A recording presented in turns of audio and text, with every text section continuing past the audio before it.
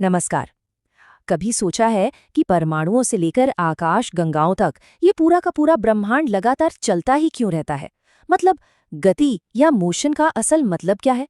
चलिए आज गति की इस भाषा को एकदम आसान बनाते हैं और उन सरल नियमों को समझते हैं जिनसे हमारी ये दुनिया चलती है। तो एक सीधा सा सवाल है, क्या इस पल में कोई गति हो रही है? शायद जवाब होगा नहीं, मैं तो आराम से बैठा हूं। लेकिन अगर ये कहा जाए कि अभी इसी वक्त लगभग 1670 किलोमीटर प्रति घंटे की रफ्तार से घूमा जा रहा है, जी हाँ, ये पृथ्वी के घूमने की स्पीड है। सब कुछ बस नजरिए का खेल है। और यहीं पर गति का, कह सकते हैं, सबसे पहला और सबसे जरूरी नियम आता है।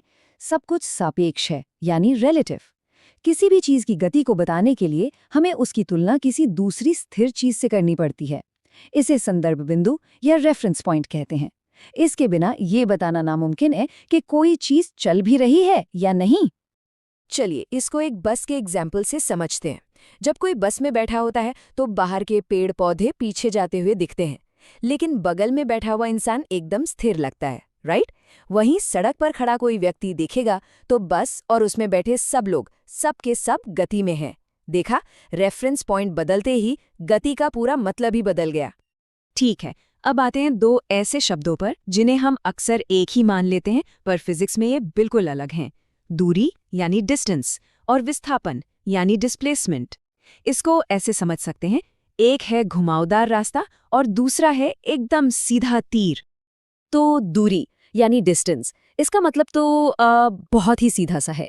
ये वो रास्ते की कुल लंबाई है जो तय की गई है, बिल्कुल गाड़ी के ओडोमीटर की रीडिंग की तरह। ये बस ये बताता है कि कुल कितने किलोमीटर चले।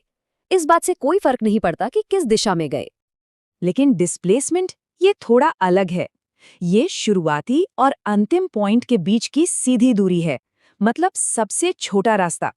फिजिक्स के लिए डिस्प्लेसमेंट में सिर्फ दूरी ही नहीं, बल्कि दिशा भी बहुत बहुत मायने रखती है कि अपनी शुरुआत से किस